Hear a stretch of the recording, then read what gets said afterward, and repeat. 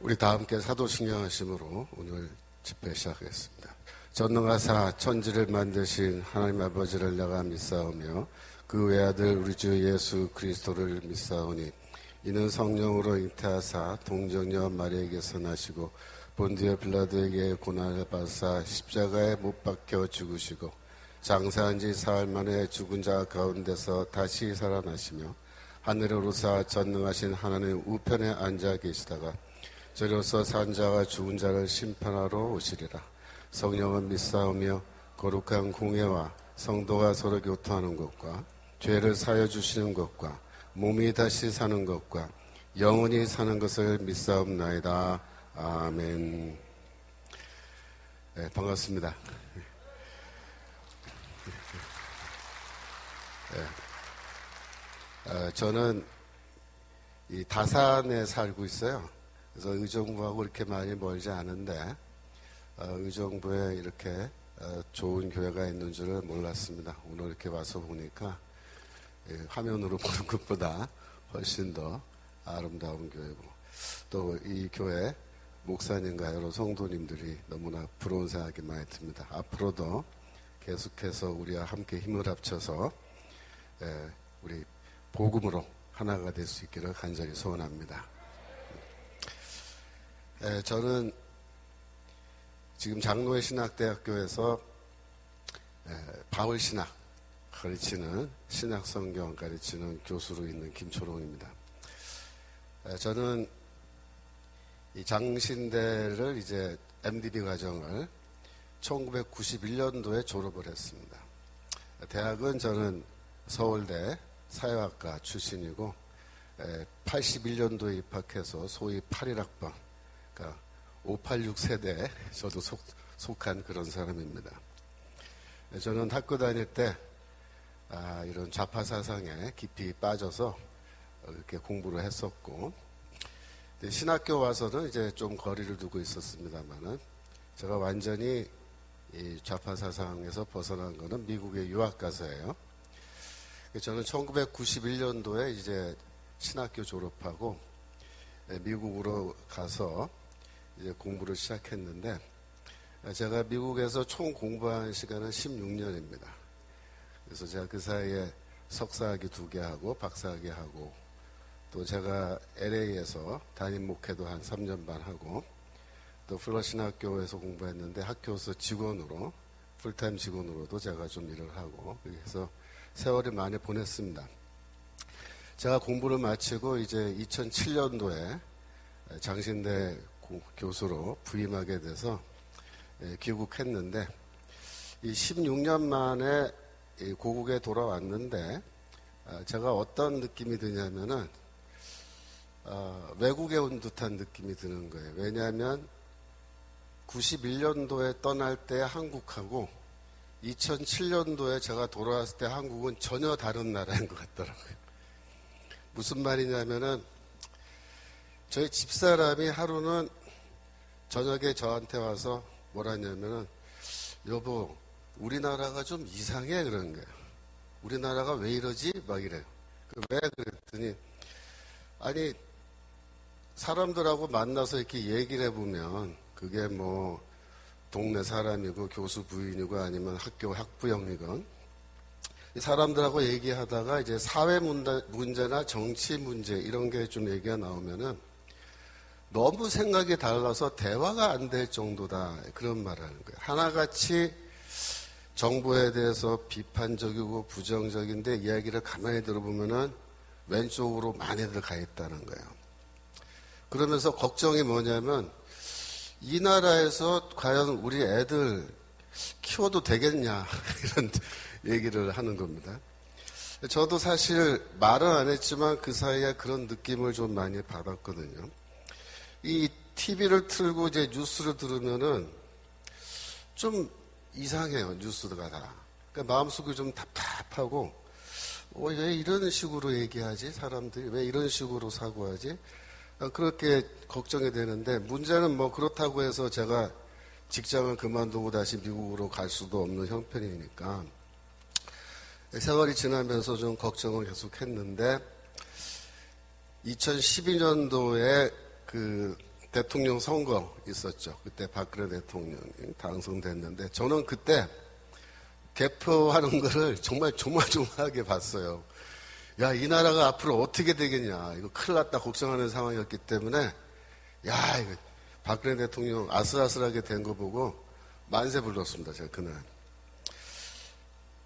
그런데 여전히 그러고 나서도 사회를 보면은 문제가 심각한 거예요.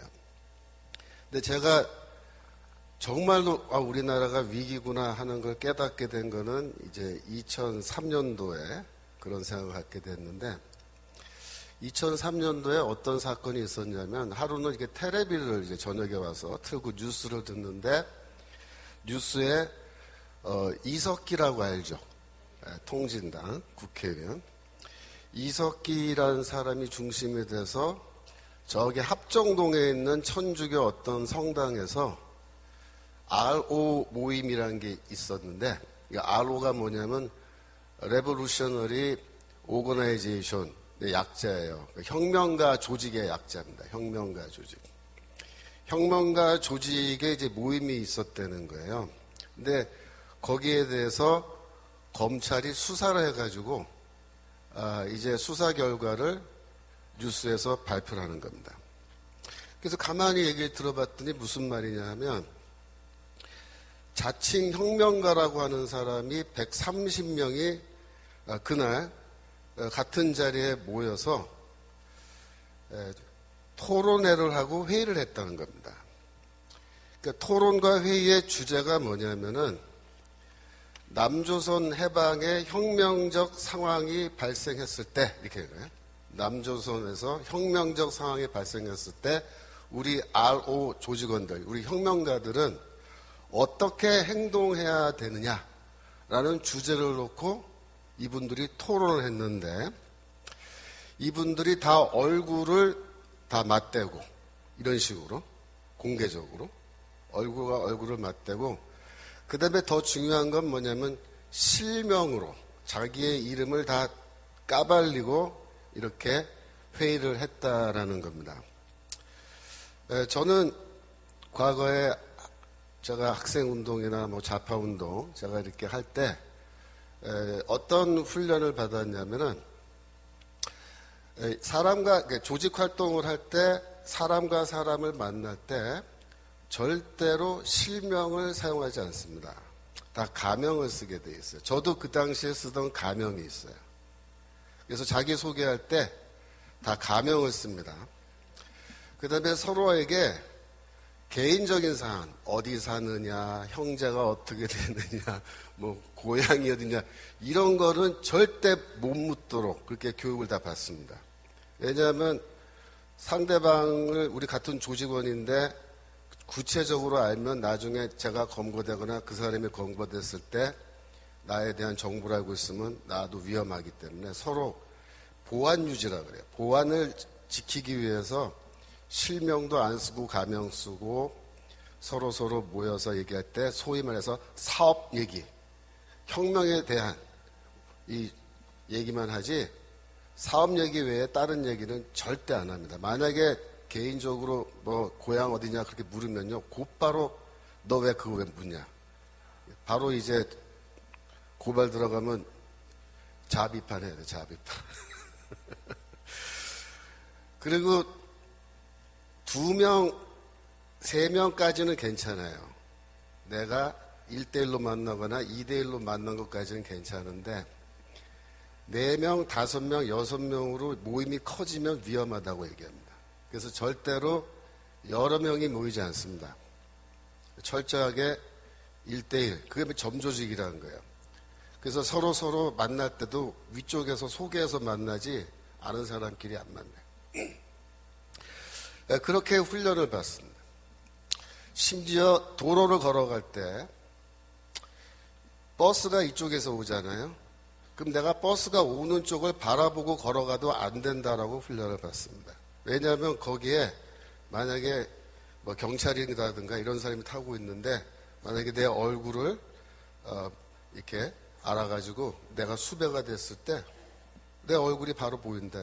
그러니까 길을 다닐 때는 항상 버스가 진행하는 차가 진행하는 방향으로 그렇게 길을 걸어 다니도록 그렇게 훈련을 받은 거예요. 이런 식의 활동을 하는 게 누구냐? 이게 혁명가라고 하는 사람들이 다 이런 훈련을 받는 겁니다. 근데 제가 이제 그날 뉴스를 보는데 이 혁명가들이 130명이라는 인간들이 한 자리에 모였는데 실명으로 해요. 실명. 가명도 아니고. 이렇게 모이는 거는요, 이거는 소위 말해서 해당 행위라 그래요. 해당. 당을 위태롭게 하는 행위로 해서 곧바로 이거는 막 큰일 나는 사안인데요. 이석기와 그 혁명가 조직이라는 사람들은 그날 그렇게 모였다는 거죠. 제가 그걸 보고 충격을 받았습니다. 왜 충격을 받았냐면 이 혁명적 시기라는 거에 대해서 항상 그 시기 정세 판단이라는 걸 해요. 그래서 아예 정세 판단하는 팀이 있습니다. 그 사람들은 지금이 어떤 시기인지 전문적으로 연구하고 판단을 해요. 근데 쉽게 말하면은 이 혁명에 만조기와 간조기가 있다 이렇게 얘기합니다. 그러니까 밀물이 들어올 때와 밀물이 빠질 때, 그죠? 파도가 물이 빠질 때. 그러니까 간조기에는 어떻게 하냐면 다 우리가 지하로 들어가야 된다. 철저하게 신부를 감추고 활동해야 된다. 그럼 혁명의 만조기, 물이 이렇게 차올랐어요. 그럼 어떻게 되느냐? 그때는 바깥으로 나와서 공개적으로 활동해도 괜찮다. 이렇게 얘기합니다. 그러나 그 당시에는 80년대에는 우리가 다 간족이라고 생각했기 때문에 이렇게 공개적으로 이런 모임을 하거나 그런 걸 절대 하면 안 되는 금기사항이었는데 몇 년도요? 2013년도입니다. 2013년도에는 이 혁명가 조직들이 어떻게 판단했냐면 지금은 만족이라고 판단합니다. 만족, 혁명의 만족. 이제 때가 무르익었다 이거예요. 드디어 이제 추수할 때가 왔다 이거예요. 그래서 이제는 실명을 다 내놓고 여기 명찰 다 붙이고 쉽게 말하면 얼굴과 얼굴 그동안 점조직으로 얼굴도 못 보던 사람들 네가 거기 있었어? 네가 너였어? 그러면서 네?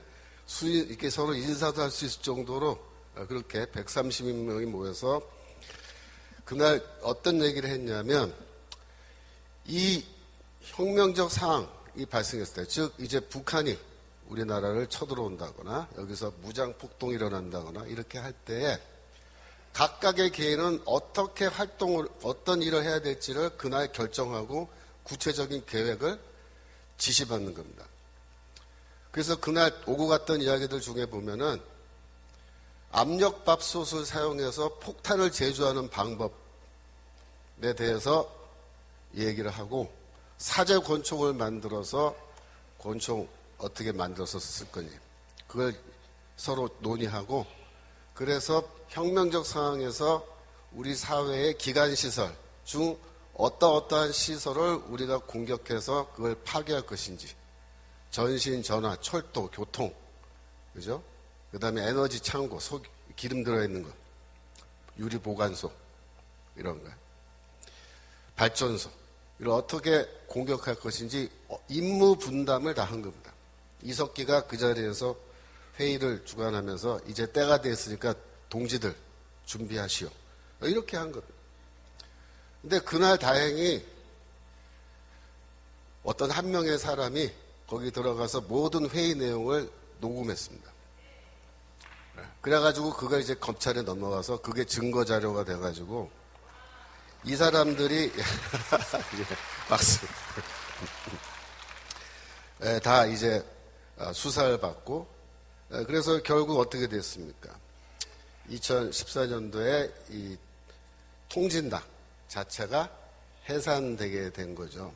근데 그때까지 2012년도에 국회의원 선거에서 통진당 국회의원들이 국회에 들어가고 국회의원 빠지 달고 그 아로 조직 회의하고 그죠? 이렇게 하면서 이 사람들이 국가의 그 세금 그죠? 그걸로 세비 다 받으면서 뭐예요? 반역행위 한 겁니다. 반역행위. 제가 그걸 보면서 13년이면 딱 지금부터 10년 전이죠. 딱 10년 전 이야기인데 그날 저는 이렇게 응접실에 앉아서 TV 뉴스 보면서 제가 사과를 먹고 있었는데 먹다가 사과를 떨어뜨렸어요. 너무 놀래가지고. 야, 큰일 났다, 큰일 났다. 얘네들이 지금 정세 판단을 했는데 이제는 때가 무르익어서 이제 봉기를 해야 될 때가 됐다고 스스로 판단할 정도면 이게 심각한 거다. 근데 제가 이제 퀘스천이 뭐냐면 그 사람들의 정세 판단이 정확했느냐 아니면 부정확했느냐 그 질문입니다. 어땠을 것 같습니까? 저는 그 사람들의 정세 판단이 매우 정확했다라고 봅니다. 그래서 저는 그 순간에 소름이 확 끼치면서 큰일 났다. 큰일 났다. 야, 이제 우리 잘못하면 죽겠구나. 제가 그때부터 위기의식을 가지고 제가 그때부터 조금씩 이제 사회 문제를 더 깊이 있게 보고 그러다 보니까 제가 오늘날 이렇게 마이크 들고 이 자리에 서게 된 거예요.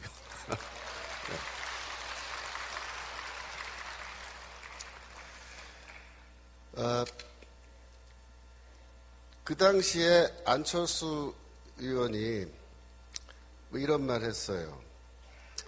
뭐 지금은 조금 정신 차린 모양인데 그때 했던 유명한 말 있죠. 요즘 간첩이 어딨냐 그래서 간첩 없다. 저는 그 말이 부분적으로 맞다 이렇게 생각합니다. 왜? 오늘날 난파 간첩이 어디 있냐 라는 뜻으로 해석하면 그 말이 맞아요. 요새는 뭐 그때 이후로 난파 간첩 굳이 보내지 않아도 그죠? 남쪽에서 자생적으로 생겨난 이 공산주의자들이 스스로 알아서 북파 간첩들보다 더 열심히 일들을 하고 있기 때문에 뭐 남조선에 간첩 보낼 필요가 있냐.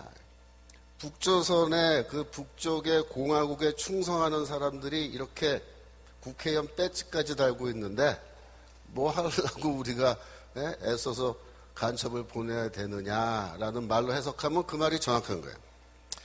이런 모든 문제가 어떻게 해서 생겨났느냐 제가 조금 설명을 드리면 제가 81년도에 입학할 때만 해도 학생운동이 이렇게 뭐 주체사상 이런 거에 휩쓸려서 그게 나가지 않았어요. 제가 사실 학생운동 뭐 그런 거 하다가 학교에서 어느 날 정학을 시킨 거예요. 그러니까 그때는 뭐냐면은 강제로 군대 보내기 위해서 휴학을 시켜요, 휴학. 근데 실제로 그 정학이죠. 그러니까 본인의 의사를 물어보지 않고 어느 날 갑자기 학교에서 강제로 휴학을 시켜버리면요. 일주일 만에 영장이 나옵니다. 신체검사 받으러 오라고 통지를 갔는데요. 가니까 너는 신체검사 받을 필요가 없다고 저쪽에 서 있으라 하더라고요. 그리고 나중에 그냥 가라야. 통과됐다고, 신체검사. 그래서 그걸 지도휴학이라고 해요, 지도휴학. 그때는 이제 좌익 활동하는 학생들 강제로 전방부대를 보냈어요. 저는 그래서 그때 전방부대 강원도 철원에 있는 3사단에 가서 제가 사병으로 복무를 했는데 뭐 지금은 제가 감사하게 생각합니다. 그때 제가 철원에서 소총수로 훈련, 뭐 행군, 뭐 구보 이런 거 하도 세게 받아가지고 그때 제가 굉장히 건강해졌어요. 지금까지 그걸로 지금 건강 유지하는데 군대를 85년에 제대하고 이제 학교로 이제 돌아오게 되는데 85년 겨울입니다. 12월에 제가 제대해서 왔더니 친구들이 고생 많았다 그러면서 저한테 이거 좀 읽어보라고 책을 줘요. 그래서 이제 그 책을 받아가지고 성경책이 아니고 어떤 책을 줘요. 문건. 그걸 받아서 이제 집에서 밤을 새면서 읽어봤습니다. 읽어봤더니 내용이 뭐냐 하면은 미국은 우리의 적이다 그 얘기예요. 그래서 그 문건을 뭐라 그러냐면 반제국주의 문건이라 그래요. 영어로 AI 문건이라 그래요. AI가 뭐예요? 요즘은 인공지능이잖아요. 인공지능 AI가. 그 시대 86년도의 AI는 뭐냐면 엔타이 임페리얼리즘의 약자입니다. 반제국주의 문건. 그래서 이렇게 읽어보니까 사용하는 단어라든가 이런 표현이 남한에서 우리나라에서 쓰는 표현들이 아닌 게 많아요. 저는 처음에 이걸 누가 썼나, 이게 어디서 왔나, 아마도 조청년 쪽에서 들어온 게 아닌가, 뭐 이런 생각했는데 지금 생각해보면 그게 북한에서 온 건 맞습니다. 북한에서 온 거예요. 그래서 반제국주의 문서라고 왔는데 나중에 보니까 뭐야? 그 주체 사상과 관련된 북한의 문서인 거죠. 근데 그때 85년 겨울, 86년 2월 달까지 방학이 있는데 그때 당시에 서울대 운동권의 대부분의 조직에서 이 반제국주의 문서를 다 공부했습니다. 그래서 그때부터 우리의 적은 미국이고 우리의 투쟁은 반제국주의 투쟁이다.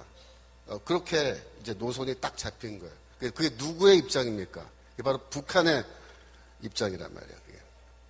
그래서 86년 새 학기가 딱 시작했는데 그때부터 이제 노골적으로 주체 사상이란 말이 막 튀어나오기 시작했어요. 그리고 애들이 그때부터 대북 방송을 밤새도록 듣고 오고, 그리고 소위 말하는 사상투쟁이라는 것이 이제 시작됐습니다. 이 사상투쟁이 뭐냐면은 남조선 혁명을 어떻게 성공시킬 거냐, 그 전략과 전술에 대해서 토론하는 겁니다, 학생들이.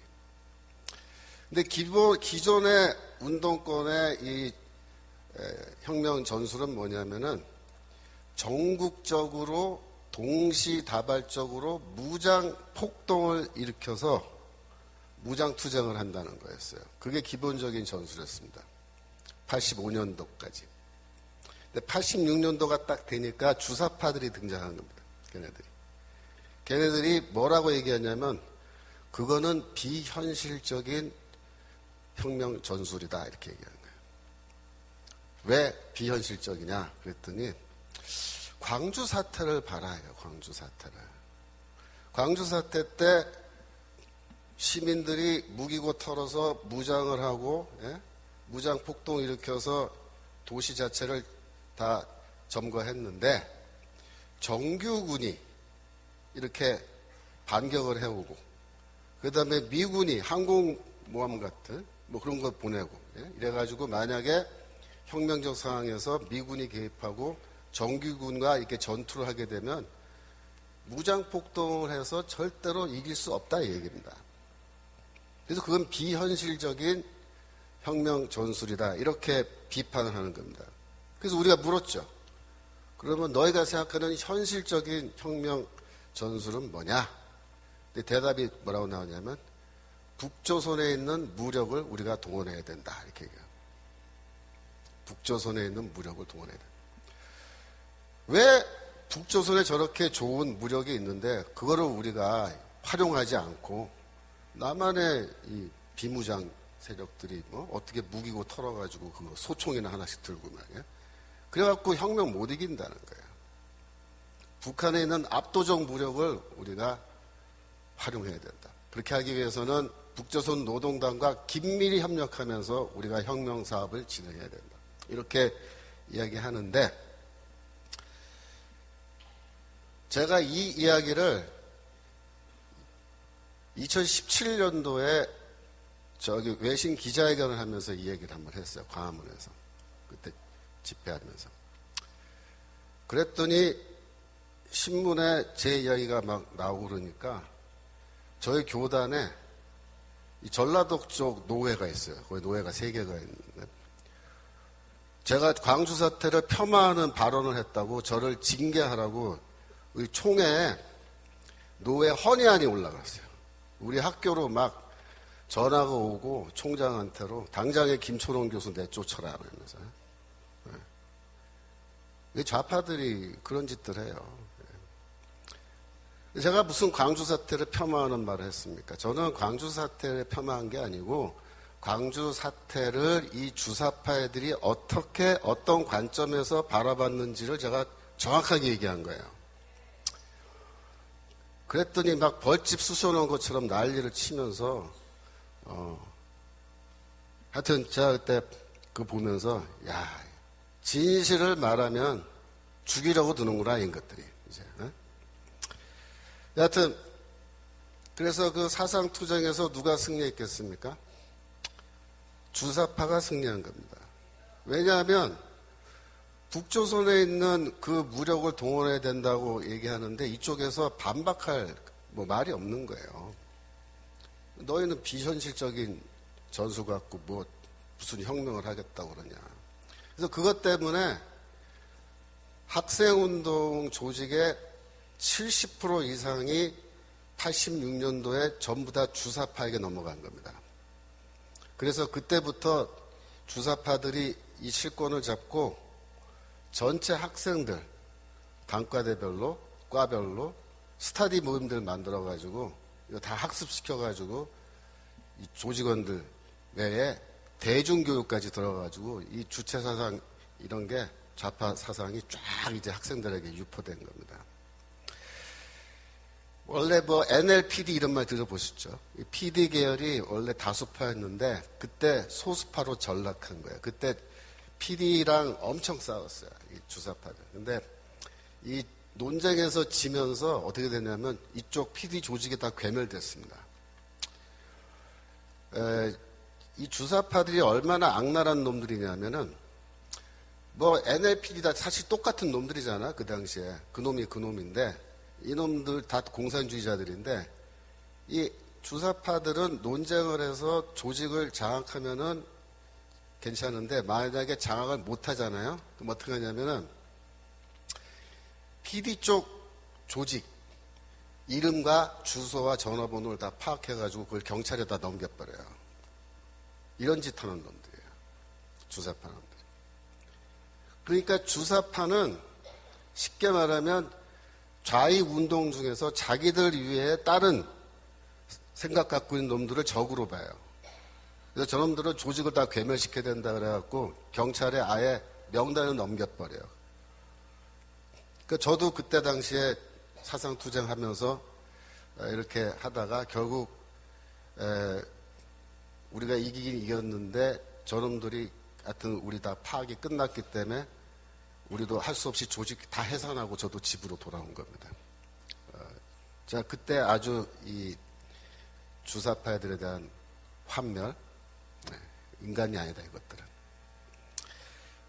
그런 생각을 하게 됐죠. 그래서 87년도에 6년도에 주사파가 쫙 이 학생운동권 다 장악했고 87년도에 이제 민주화 운동이라 그래가지고 대통령 직선제 했잖아요. 근데 그때 이제 그게 주사파의 승리죠. 왜 그래요? 주사파가 민주화 세력 혹은 민주화 운동의 주역, 한국의 민주주의를 가져온 공헌, 장모님들로 그렇게 이제 가면을 쓰게 된 거예요. 이놈들이 아주 못된 종북 세력인데 타이틀은 뭐예요? 민주화 세력이에요. 민주화 세력. 그래가지고 이제 자기들이 공산주의 운동을 민주화 운동으로 둔갑을 시키는 거죠. 88년도가 되면 어떤 일이 벌어지냐면은 전국의 노동운동, 사회문화운동, 기독교 운동도 마찬가지, 좌파 기독교 운동, 몽땅 다 주사파가 접수합니다. 다 쳐들어가서 이 학번은 85, 86, 87학번들이에요, 얘네들이. 근데 쳐들어가서 선배들 다 쫓아내는 겁니다. 사상투쟁하면서. 다 나가라, 이거 나가라. 몰아내고. 그래갖고, 제 나이 또래의 주사파가 아닌 친구들은 그때 노동 현장에 들어갔다가 다 쫓겨나서 나오고, 사회 운동단체 이런 데 들어갔다가 쫓겨나오고, 갈 데가 없잖아요. 얘네들이 다 어디로 갔냐면 언론기관으로 갔습니다. 신문사, 방송국으로. 다 가가지고 지금 그렇게 된 거예요. 그때 당시에 주사파의 대부라는 사람이 김영환이라는 사람인데 이 사람이 이제 1991년도에 북한으로 잠수정을 타고 가서 김일성이를 만나고 옵니다. 이게 주사파의 지도자예요. 근데 이 사람이 아주 특이한 사람입니다. 제가 예전에 박근혜 대통령 시절에 사회 대통합위에서 대통합위원회라고 만들었는데 거기 분과에 그 2년 분과라고 있었어요. 제가 그때 분과위원으로 들어갔었는데 그때 김영한 씨도 저랑 같은 분과에 있었어요. 제가 그때 한 1년 정도 계속 회의하고 만나서 토론하면서 내가 사귀어본 적이 있는데 특이한 사람입니다. 이 양반이 김일성이랑 면담을 하고 또 주체사상 이론가들과 토론을 했어요. 북한에서. 그랬더니 뭐라 하냐면 놀랍게도 이 사람들이 주체사상을 잘 제대로 모르더라. 그걸 잘 알았다는 거예요. 북한 가서 이제 사회를 봤는데 자기들이 꿈꾸던 그런 세상이 아니었다. 그런 사회가 아니었다. 그래서 너무나 실망했다. 이렇게 이제 나중에 얘기를 했습니다. 그리고 돌아와서 6년이 흐른 뒤에 1997년도에 김영환이가 주사파 지하 조직인데요. 민혁당이라 그래요. 민혁당. 조직을 해산하기로 결정을 하고 지도자들을 다 불러 모았어요. 그래서 내가 북한도 다녀오고 다 알아봤는데 우리가 이거 속은 것 같다. 그래서 나는 이제부터 북한 해방운동 해야겠다. 뭐 그러면서 민혁당 조직 해산하자. 이렇게 하고 상당 부분의 조직은 해산했습니다. 그런데 그때 끝까지 해산 안 한 조직이 경기 동부연합이라고 말하는 그 사람들인데 이 사람들이야말로 진정한 주사파입니다. 네. 우리는 끝까지 북한에게 충성해야겠다 이런 사람들인데 이 경기 동부연합이 결국 누가 수장이냐면 이석기가 바로 수장인 거죠. 이 사람들이 성남시를 거점으로 해서 조직을 갖고 있는데 서울 외국어대학 용인 캠퍼스 출신들이 주로 되어 있고요. 근데 이 사람들이 왜 중요하냐면은 2010년도에 이재명이가 성남시장 선거에 출마합니다. 그 전에 이재명이는 민변, 민주화를 위한 변호사 모임, 민변에서도 활동하고 성남시에서 변호사로서 있으면서 뭐 여러 가지 활동하다가 민주당에 들어가서 뭐 국회의원 출마도 해보는데 실패해요. 그랬는데 성남시 시장에 이제 2010년도에 출마를 했는데 그때 당시에 민노당이라고 있었어요. 민노당을 이 경기동부연합이 거기 민노당에다 가입해서 민노당을 통째로 이제 장악해서 갖고 있는 상태였는데 그 당시에 민노당도 성남시장 후보를 냈습니다. 김미희라고 서울대 약대 출신이에요. 여자인데 이 김미희가 성남시 후보로 시장 후보로 나오고 이재명도 나왔단 말이에요. 그랬는데 이 경기동부연합에서 어떤 결정을 내리냐면 김미희한테 야, 너 후보 사퇴하고 이재명이랑 단일화해라 이렇게 한 거예요. 왜 그렇게 했느냐? 이 이재명이가 성남시에서 변호사 활동하면서 이 경기동부연합 사람들이랑 그 전부터 친분이 이게 많이 생긴 거예요. 특별히 그쪽 사람들이 법원에 재판받게 되면은 가서 자기가 변론도 해주고 또 성남시에 여러 가지 그 위원회 모임 이런 게 있는데 거기서 같이 참여하고 이래가지고 관계가 가까워진 거예요. 그래서 경기동부연합 쪽에서 김미희한테 야, 너 후보 사퇴하고 이재명 지지하자 우리가. 그래서 이재명이를 성남시장 만들자 그렇게 된 거예요. 그래서 그 전번에는 떨어졌는데 이번엔 당선한 거예요. 2010년입니다. 그때 당시에 이재명의 성남시 시장 그 인수위원회 명단이 있어요. 지금도 인터넷 보면 다 나오는데 그 인수위원회의 대부분이 상당 부분이 경기동부 연합 사람들로 되어 있다. 이렇게 기사가 나와 있습니다. 그리고 시장으로 취임한 이후에 어떻게 되냐면은 경기동부 연합 사람들이 성남시에서 진행하는 대부분의 이권 사업을 독식했다 이렇게 되어 있습니다. 무슨 말이냐면 성남시에서 이번에 여기 도로에 보도블럭을 새로 깔아야 된다. 그런 거 많잖아요. 도로공사 보도블럭 갈아 끼우는 거. 뭐 별로 깨지지도 않았는데 다 갈아 끼잖아요. 시 예산으로. 이제 그런 걸 하게 되면은 어떻게 되냐면은 이 경기동부연합 사람 중에 하나가 이 도로공사 블록 갈아 끼는 회사를 하나 빨리 차리는 거예요. 네. 그러면은 이미 그 시회, 성남시 공무원 그 조직에 이미 이 사람들이 다 들어가 있는데 자기 편인 사람이 이제, 그거 하겠다고 신청하면은 거기에 수주를 주는 거예요. 그러니까 이 사람들이 원래부터 도로공사 이런 거 하던 사람들이 아닌데, 그러니까 성남시에서 뭐 할 거라는 거 정보를 다 주면은 미리미리 이번에 전기래 그러면 전기회사 차리고, 예? 이번에 하천이래 그러면 하천 정비 이런 거 해가지고 회사 차리고 사람들 그 고용해가지고 일 시키고 돈은 지네들이 다 가져가는 거예요.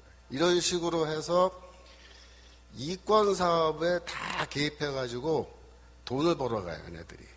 근데 재미있는 게 아로 조직 발표했을 때 검찰이 아로 조직에 대해서 공개해서 그 발표할 때 제가 기사를 유심히 읽어봤어요. 그랬더니 놀란 게 뭐냐면 아로 조직이 이석기가 그때부터 이권, 그러니까 이 수익을 낼 수 있는 사업들을 많이 갖고 있는 거예요.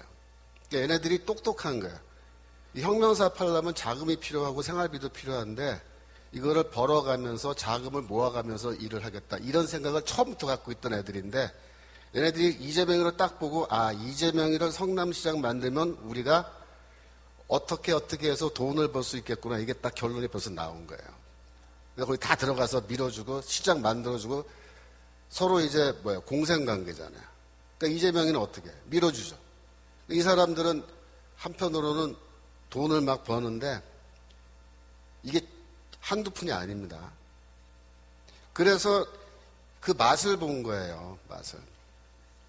맛을 봤는데 물론 2012년에 이제 19대 국회 때 통진당이 국회의원으로 쫙 들어가고 그랬는데 14년도에 통진당 해산됐잖아요.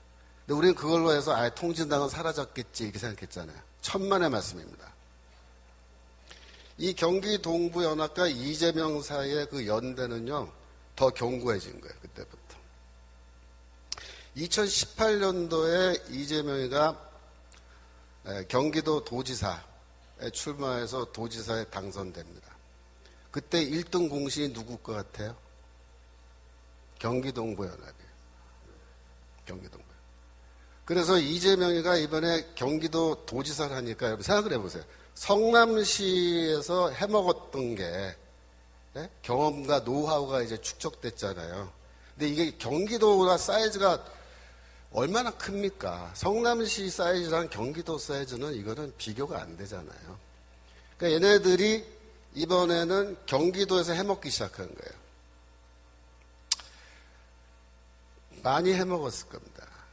조사해보면 다 나오겠지만 제가 보기에는 어마어마하게 해먹었는데 왜냐하면 그 중에 하나, 딱 하나만 예를 들게요. 대장동 하나만 얘기해 보자고요. 대장동 사건이란 거는요, 굉장히 복잡하게 되어 있는 것 같지만, 본질은 간단해요. 그 대장동 택지 개발하고 아파트 짓고 그거 개발해서 생기는 수익을, 어마어마한 수익을 누가 먹었느냐, 그게 이제 대장동 사건의 핵심이에요. 그런데 첫 번째 그 개발할 때 그 돈을 빌려준 투자 은행들 있죠. 은행들은 많이 못 가져갔어요. 정상적인 그런 정도의 수익만 벌고 갔습니다. 성남시는 처음부터 우리는 그 수익 안 갖겠다 이렇게 선언한 거예요. 그게 대장동 사건. 그럼 누가 가져갔느냐? 개인 투자자들이 가져간 겁니다. 그래서 여러분 화천대유 이런 말 들어보셨어요? 천화동인 3호 이런 거 들어보셨어요? 4호, 5호 이런 말? 이게 다 개인 투자자들 모임 만든 건데 예를 들어서 화천대유에서 3억 5천만 원을 투자한 사람이 얼마 벌어갔을 것 같습니까? 3억 5천. 예를 들어서 4억이라고 치고 4억 몇십억이요? 그러니까 여러분들이 순진하신 거예요. 그 단위가 틀려요. 400억이요? 그러니까 순진하신 거예요. 얼마 해먹었냐면 8천억 가져갔습니다. 여러분 4억 넣어서 8천억 가져가면요, 이거 어마어마한 거 아닙니까? 네. 천화동인 3호, 이 사람은 돈이 좀 없었나 봐요. 872만 원 투자했습니다. 1,000만 원이 안 되잖아요. 얼마 벌어갔을 것 같아요? 1,000만 원 넣고. 예? 2천억이요? 2천억 너무 심했다. 101억 벌어갔습니다. 101억. 1,000만 원 넣어서 1억을 벌어가도 10배잖아요. 예? 10억 벌어가면 100배고. 근데 100억 벌어갔으니까 1,000배. 투자해서 수익률 1,000배. 여러분, 이해되세요? 이게 대장동이에요. 자, 무슨 말이냐면, 성남시에서 해먹고 경기도에서 이제 해먹는데, 우리는 모르는 거예요. 어디서 얼마큼 해먹었는지, 이 경기동부연합 애들이. 그런데 이거 딱 터지고 나서 제가 딱 들여다보니까, 8천억이고 뭐 이러면요, 조금만 더 해먹으면 1조잖아요, 1조. 예? 그러니까 이 경기동부연합 애들이 이 통이 커져가지고 이제 해먹으면요, 한 1조 정도 해먹는데 이게 다 뭐냐면요, 혁명자금입니다. 좋은 말로 정치자금이 되겠지만 이재명의 경기동부연합 입장에서 혁명자금이에요. 그래서 이 돈을 지금 누가 갖고 있는지 이제 파악이 안 되는 거예요. 검찰이 지금 수사를 하고 있는지 안 하는지 모르겠는데, 이게 지금 누가 이 돈을 다 갖고 있고 어디에서 지금 어떤 용도로 지금 썼고 얼마가 남아있는지 파악이 돼야 되는데, 이게 지금 오리무중이죠. 이 대장동 사건 터지면서 어떤 사람들 이름이 튀어나왔냐면은 뭐 권순일 대법관, 뭐 아세요? 권순일 대법관, 박영수 전 특별검사, 박근혜 대통령 수사에서 감옥에 집어넣은 놈이죠. 김순환 전 검찰총장, 강찬우 전 수험지검장, 이런 사람들의 이름이 막 튀어나오죠. 그죠? 뭐 국회의원들 이름도 막 튀어나오고. 다 뭐냐면 돈 받은 사람들이야. 근데 이 사람들한테 이제 돈을 줬는데 법조계에도 주고 정치계에도 주고 이제 돈을 막 뿌린 거예요. 그러니까 생각해 보세요. 8천억, 1조 가량 돈이 있으면요, 돈 뿌리는 거 이거는 뭐 그렇게 어렵지 않잖아요. 이게 보험금이라 하잖아요. 보험금. 그래갖고 법조계 판사 검사들한테 쫙 돈을 뿌려 놓은 거예요. 이미. 제가 보기에는요, 이 이름 나온 사람들은 뭐 한 사람들이냐면 심부름한 사람들이에요. 자기들이 돈 받고 끝난 게 아니고 이 사람들은 심부름한 사람이고 심부름 값으로 얼마 받은 거예요. 얘네들을 통해서 또 누구한테 얼마가 갔는지는 몰라요. 지금 수사를 해봐야 하는 거예요. 그러니까 이재명이가 법정에 끌려가도 겁을 안 내는 거예요. 네. 뭐 겁나요. 나한테 돈 받은 놈들인데. 다 아는 놈들이구만. 그런 거예요. 가서 보니까. 그러니까 이 판결이 그렇게 나오는 거예요, 지금. 그래서 지금 지난번 대통령 선거에서 이제 이재명이 물론 간발의 차이로 졌습니다만은 이 경기동부연합과 이재명은 얘네들은 이걸 패배라고 보지 않아요. 네, 절대로. 얘네들은 지금 우리가 한 발 후퇴했지만 2보 전진하면 된다 이렇게 생각하는 애들입니다. 지금 현재 민주당은요, 이재명이 꽉 쥐고 있어요. 그 당권파라 그러잖아요. 당권파, 이재명파. 누굴까요? 경기동부연합 사람들입니다. 그러니까 지금 이재명이 그저께 뉴스 보니까 인재위원장이 됐대요. 자기가 스스로 인재위원장으로 자기를 임명했대요. 그래서 민주당에 왜 인재위원장이 생겼냐면 내년도 국회의원 공천 때문에 이게 생긴 겁니다. 왜? 새로운 인재를 국회의원으로 공천 줘서 이제 당선시켜야 된다 이거죠. 그러니까 이재명이가 내가 인재위원장 하겠다라고 할 때 그 뜻은 뭐예요? 공천은 내가 하겠다예요. 그러니까 지금 이재명이한테 반기 들고 있는 그 비주류, 민주당 비주류도 너희는 뭐 알아서 해라 이거야. 너희는 절대 공천 안 줘. 내가 아예 선언한 겁니다. 그러면 이재명이는 누구를 공천할까요? 네. 그동안 자기를 성남시장 만들어주고 경기도 도지사 만들어주고 앞으로 나를 대통령 만들어줄 사람들 누굽니까? 진짜 주사파, 진짜 찐. 진짜 주사파인 이 경기동부연합 계열의 사람들을 분명히 공천할 겁니다.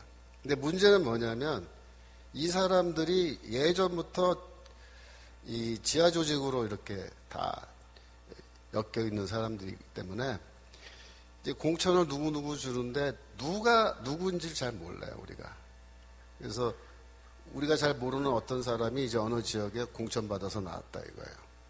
그러면은 그거를 생각할 때 어떻게 생각합니까? 뭐 좋은 사람이겠지. 이렇게 생각하면은 안 된다. 결국 그동안 얽혀있던 자기를 지금까지 지원해준 이 사람들을 이제 금배지 따라주는 거예요.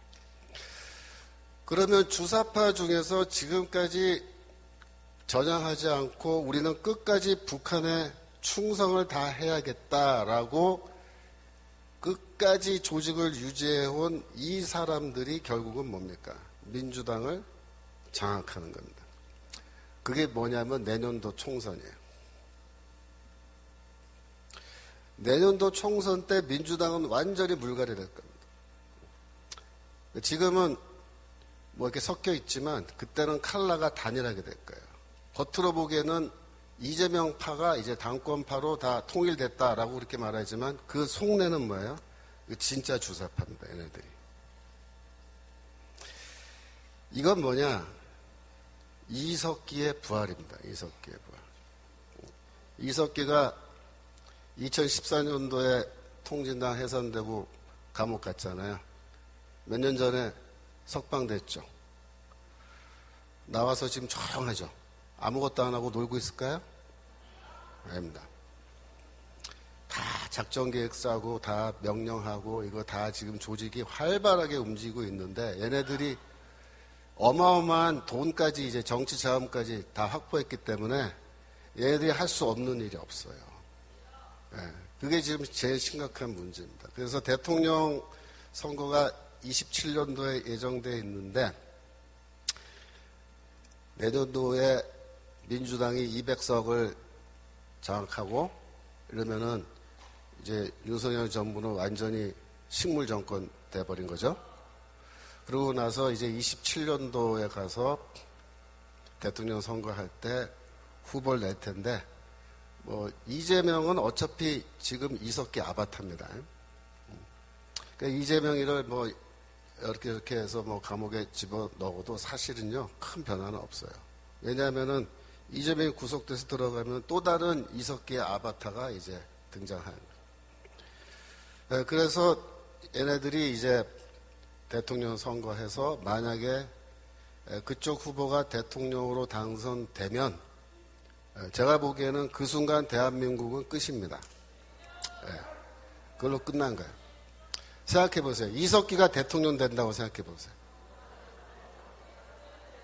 그럼 끝난 거예요. 그래서 내년도 국회의원 선거가 중요하다 그렇게 말씀드린 겁니다. 정광 목사님께서 그냥 목 놓아서 부르짖는 거. 내년도 우리가 꼭 200석 해야 된다. 왜 200석을 해야 되죠? 이러한 어마어마한 지금 무서운 일들이 우리 눈에 보이지 않지만 이게 진행되고 있단 말이에요. 그래서 내년도에 200석을 못하면 어떻게 되느냐. 윤석열 정부가 하고 싶은 거 아무것도 못해요. 그러니까 200석을 우리가 넘게 해줘서 어떻게든 저놈들을 밟아놔야 윤석열 대통령이 그나마 지금 하고 싶은 걸 막 한단 말이에요. 그러면 그만큼 우리 대한민국의 미래가 조금 더 안정적으로 간 거예요. 정광 목사님께서 지난번 대통령 선거를 평가하면서 하나님이 우리를 사랑해 주시고 우리가 눈물 흘리면서 기도하고 과문에 나가서 그 추운 겨울에 그 고생하면서 집회하고 이래가지고 하나님이 우리 대한민국의 생명을 5년 더 연장해 주셨다 이렇게 얘기하죠. 그게 정확한 얘기입니다. 5년 연장된 겁니다. 우리가 완전히 구원받은 게 아니에요. 그래서 5년 시간도 주셨는데 이 5년 동안에 우리가 어떻게 하느냐에 따라서 대한민국의 미래가 이제 향방이 결정되는데 우리가 지금 굉장히 중요한 시점입니다. 내년도 4월까지 몇 달 남았습니까? 반년도 안 남았죠. 이 반년도 안 되는 이 기간 동안에 뭐다? 대한민국의 운명이 결정된다. 지금 이렇게 우리가 넋놓고 있으면 안 된다. 자유마을 조직이 중요하고, 그죠? 계속해서 우리가 이 사람들을 모으고 조직하고, 그래서 결국 내년에는 표싸움으로 가야 되는데, 어떻게 우리가 전략을 짜고 할 건지는 이제 전 목사님이 다 알아서 전략을 짜시겠지만, 우리는 하여튼 지휘하는 방침에 따라서 그쪽으로 표가 많이 나오게끔 지금 이 얘기를 준비를 해야 된다 이겁니다. 그래서 지금 우리가 다시 한번 우리의 현재 상황을 이렇게 지나간 역사를 되짚으면서 생각을 해보면 이 주사파라는 애들이 진짜 끈질긴 놈들이에요. 얘네들은요 말 그대로 혁명가들입니다. 혁명가. 혁명가는 뭐냐면 공산혁명을 위해서 자기의 목숨을 내놓은 사람들을 말하는 거예요. 그 정도의 헌신을 하는 겁니다. 그래서 자기 인생의 목표는 다른 거 없어요. 남조선 해방이에요. 이걸 위해서 자기는 이미 30년 전에 다 헌신을 하고 30년 넘게 이 한 길을 달려온 애들입니다. 그래서 얘네들이 지금 그렇게 쌓아온 그 공적이 있는 거예요. 근데 이게 지금 만만하게 보면 안 되는 거예요. 지금은 어디까지 왔냐면 우리 목 앞에까지 칼이 들어와 있는 거예요. 지금. 그래서 여러분들이 그런 점에서 우리가 다시 한번 깊이 자각하고 정말 전 목사님이 말씀하시는 게 왜 중요한 말씀인지 그걸 여러분들이 잘 이해를 해주시면 감사하겠습니다. 제가 시간이 조금 더 쓸 수 있나요? 아직 조금만 한 10분만 더 할까요? 그래서 이 얘네들이 이러한 겉으로는 속으로는 남조선 해방이고 혁명이고 공산혁명이고 이건데 겉으로는 이제 어떻게 포장하냐면은 우리는 모든 사람들이 잘 살 수 있는 그런 국가를 만드는 게 목표다 이렇게 얘기하는 거예요. 쉽게 말하면 이런 거예요. 여러분 사실 지금 제가 개인적으로 걱정하는 건 뭐냐면 전 세계적으로 경제 위기잖아요. 지금 우리나라도 아직 뭐 뻥 터지진 않았지만 지금 경제적으로 굉장히 위기 상황으로 가고 있고 24년이 제일 위험한 한 해가 될 거다 이렇게도 추측을 하고 만약에 경제 위기가 터지면요 어떤 일이 벌어지냐면 경제적으로 어려운 상황에서는 좌파들이 훨씬 선거에서 유리합니다. 그게 문제예요. 내년도 국회의원 선거 때까지 안 터지면 다행인데 터지면 우리가 정말 불리한 상황 돼버리는 거고 그 다음에 2004년도 후반에 터지는 경우에 27년 대통령 선거 때까지 시간이 있는데 그때까지 경제가 회복을 해서 우리한테 유리한 상황이 되면 좋은데 그렇지 않고 계속 불리한 상황에서 선거하면 더 어려운 거죠.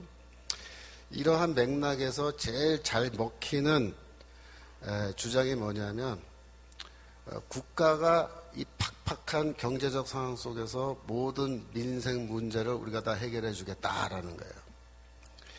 그러니까 이 젊은 사람들일수록 지금 더 힘드니까 취직도 안 되고 그런 말에 홀딱 넘어가요. 문재인이가 2017년도에 대통령 되자마자 7월 달에 발표한 5대 국정 목표가 있는데요. 그 중에 세 번째 목표가 뭐냐면 내 삶을 책임지는 국가입니다. 내 삶을 책임지는 국가. 말이 좋아서 내 삶을 책임지는 국가지, 여러분, 나의 삶을 국가가 다 책임져주는 시스템, 그 제도가 뭐예요? 사회주의잖아요. 사회주의, 공산주의. 공산주의 하겠다는 얘기를 이렇게 멋지게 내 삶을 책임져주는 국가, 이렇게 하는 거예요. 그러니까 이 내용을 모르는 사람들은 이 말만 듣고 혹하는 거예요. 아니, 너무 매력적이잖아요. 살기도 힘들어 죽겠는데 취직도 안 되고 돈도 없고 그러는데 국가가 내 삶을 다 책임져 주겠다. 내가 너 먹을 거, 입을 거, 이 집, 그죠? 다 책임져 주고 너 저기 취직도 국가에서 시켜주고, 그죠? 사회주의 국가는요 원래 완전 고용입니다. 100%. 얼마나 좋아요. 이 성경 말씀에 마태복음 6장 34절에 너희는 내일 일을 염려하지 말라라고 이제 주께서 말씀하셨는데 이게 아이러니인 거예요.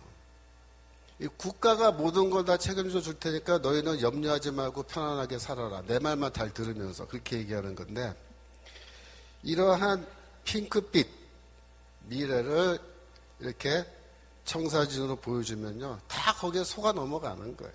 속아 넘어. 여러분 이때 국가가 내 삶을 책임져 주겠다 할 때 국가는요 이게 메시아예요. 메시아. 예? 여러분 메시아는 누구예요? 예수 그리스도가 메시아입니다. 예수 그리스도가 우리의 구원자이신데 이 자식들은 국가가 너희를 구원해 줄 메시아다 이렇게 얘기해요. 그래서 이 사회주의 국가는요 국가가 메시아니까 국가의 최고 지도자가 뭐가 되냐면 우상이 되는 거예요. 우상. 왜? 이분이 우리를 다 먹여주고 살게 해주니까. 최고 지도자가 나에게 밥도 주니까. 나 밥 주니까 누구야? 어버이 수령이에요. 어버이 수령. 네? 그래서 국가가 모든 걸 책임져주고 이렇게 할 테니까 우리 뽑아라 이거야. 우리한테 표 달라 이거야.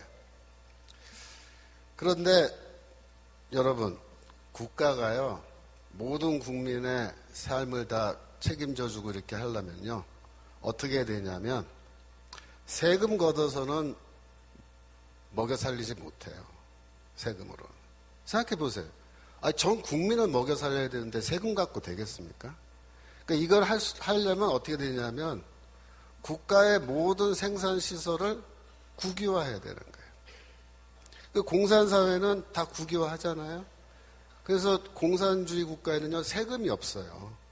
공산국가에는 세금 없습니다, 여러분. 민주주의 국가에 세금 내는 거예요. 그리고 모든 걸 다 국유화하고 토지도 국유화하고 그죠? 근데 말은 좋아요. 공동소유래. 또 공동소유. 공동소유는 무슨 공동소유예요. 네? 이렇게 해놓고 지네들이 또 다 헤쳐먹을 거면서. 그래서 국가가 만능의 권력과 권한을 가져야 또 먹여 살릴 수 있다. 이래가지고 입법부, 사법부는 필요 없어요. 행정부가 더 우위에 있는 강력한 권력을 가져야 돼요. 무제한의 권력이죠. 그 다음에 일반 시민들은 자유를 포기해야 됩니다. 자유. 왜? 국가가 다 먹여주고 살려주는 대신에 내 말 들어야 돼요. 내 말. 국가에 반항하고 이렇게 하면 어떻게 돼요? 너는 필요 없다. 수용소 보내버린다. 이렇게 되는 거예요. 그래서 전체주의 이 정부로 나가는데 성경 말씀 하나만 볼 수 있을까요?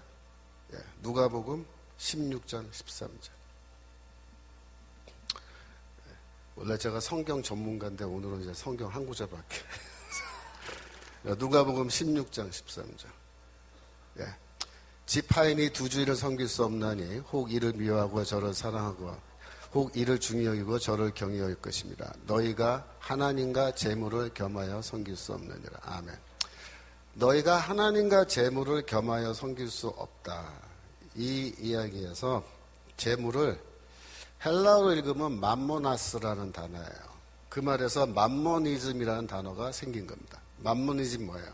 재물을 섬기는 우상숭배를 맘모니즘이라는 거예요. 제가 대학생 때 또 그 이후에 교회에서 어떻게 배웠냐면 이 맘모니즘이 뭐냐 구체적으로 우리 시대에 맘모니즘은 자본주의다 이렇게 가르쳤습니다. 그렇게 배웠습니다. 그래서 자본주의 시스템과 하나님을 섬기는 제대로 섬기는 것 이거는 양립 불가능하다. 그 무슨 말이에요? 자본주의 때려 부셔야 된다. 하나님을 제대로 섬기려면 이렇게 배웠어요. 지금도 이렇게 가르치는 사람들이 수두룩합니다. 제가 들은 얘기가 아니라 저한테 이제 이메일이 온 거예요. 이메일이 와서 보니까 몇 년 전 얘기입니다. 제가 만나본 적도 없던 청년인데 그 청년이 질문한 거예요. 내가 다니는 교회 목사님이 청년부 목사님이 이 대기업은 재벌인데 이 재벌은 노동자들을 착취한단 말이에요. 그래서 재벌 기업에서 사원으로 일하면은 재벌들의 착취에 협조하는 거니까 그 죄다 이렇게 가르친 거예요. 그 얘기 듣고 이 사람이 저한테 이메일을 해서 물어보는 거예요. 우리 목사님이 이렇게 가르치시는데 제가 중소기업으로 옮겨가면 괜찮을까요? 이렇게 묻는 거예요.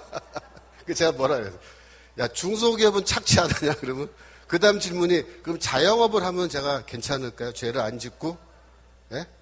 자영업하면 너 그 알바생 네가 착취하는 거지 그러면. 그렇게 따지면 이 세상에 할 수 있는 일이 아무것도 없어요. 제가 이 이야기를 수업 시간에 했어요. 제가 이제 우리 목회전문대학원이라고 목사님들 수업인데 제가 이 얘기를 했더니 어떤 목사님이 뭐라 하냐면 교수님 그거보다 더 황당한 일이 있었습니다. 무슨 일이야? 자기가 아는 어떤 교회인데 그 교회에서는 전도사님이 애들한테 뭐라고 설교했냐면 이 자본주의를 철폐하고 사회주의 해야 된다고 설교에서 얘기했대요.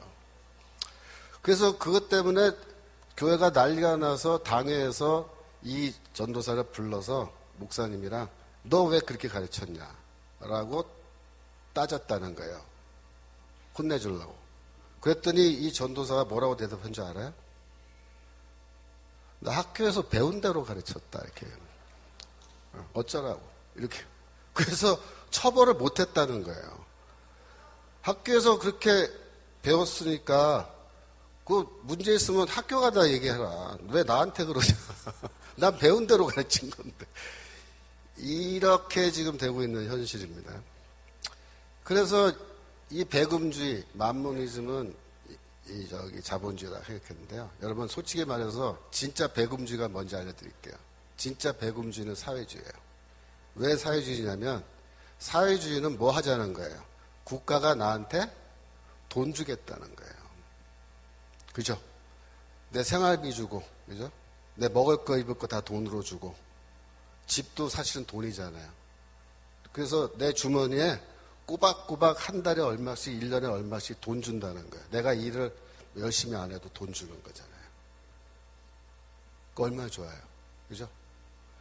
근데 자본주의는 뭐예요? 자본주의는요, 국가가 돈 줘요? 없어요. 뭐라 얘기하면 국가를 이렇게 얘기하는 거예요. 국가는 너희의 삶을 책임질 의무가 우리한테 없다. 그게 자본주의야. 네 삶은 네가 알아서 살아야 된다. 취직? 네가 알아서 취직하고 너 밥 벌어먹는 거 네가 알아서 하고 네 집 네가 사야지 왜 국가가 너한테 집을 사줘야 돼. 공짜로 제공해야 돼. 이게 자본주의입니다. 이거 한마디 덧붙여요. 그런데 너 세금은 다 내야 돼. 세금은 꼬박꼬박 다 내야 돼. 이게 자본주의예요. 어느 게 배금주의입니까? 젊은 사람들이 왜 좌익 이념에 좌파 이념에 계속 이렇게 빨려 들어간지 아세요? 이것 때문이에요. 그것 까놓고 말하면 돈 사랑하는 겁니다. 돈. 돈 주겠다니까 글로 가는 거 아니에요. 그죠? 그래서 지금 우리는 어떤 결단을 해야 되냐면 우리가 국가를 나의 메시아로 받아들이고 국가의 노예가 돼서 전체주의 사회에서 내가 살아갈 것인지 아니면 자유인이 돼서 바울이 말하는 그 자유인이 돼서 내가 스스로 나의 삶을 헤쳐나갈 것인지. 물론 어렵죠. 그러나 하나님이 나와 함께 하신다. 하나님이 나를 도우시고 하나님이 내 삶 가운데에서 나를 도우시기 때문에 내가 충분히 내가 살아갈 수 있다. 라는 그런 의식 가지고 노예가 되기를 거부하고 자연으로서 살아가는 그 결단이에요. 그게 뭐냐? 그게 내년도 국회의원 선거고 27년도에 대통령 선거다. 그렇게 말씀드리겠습니다. 여기까지 하겠습니다. 자, 기도하고 마치겠습니다. 기도. 하나님 아버지, 저희가 지금 이렇게 평온하게 살아가고 있지만 저희가 모르는 사이에 또다시 위기는 저희를 찾아오고 있음을 이 시간 다시 한번 기억합니다. 하나님께서 저에게 5년을 더 허락하여 주셨는데 이 5년의 시간을 선용할 수 있도록 도와주시고 대한민국의 위기가 끝날 수 있는 기간으로 저희가 활용할 수 있도록 도와주옵소서. 이 악의 무리들과 저희가 싸우는데 저희가 힘이 부족하고 지혜가 부족하고 능력이 부족하지만 하나님을 의지하면서 나아가 싸우니 주여 도와주시옵소서. 대한민국을 불쌍히 여겨주시고 이곳에 있는 여러 하나님의 교회들을 불쌍히 여겨주시고 다시 한번 기회를 허락해 주시고 선교할 수 있는 저희 나라, 이 전 세계에 복음을 전할 수 있는 저희 나라 되게 하시고 북한에까지 가서 북한 주민을 구원할 수 있는 저희가 되기를 원하니 주여 축복하여 주시옵소서. 감사드리며 예수 그리스도 이름으로 기도합나이다. 아멘.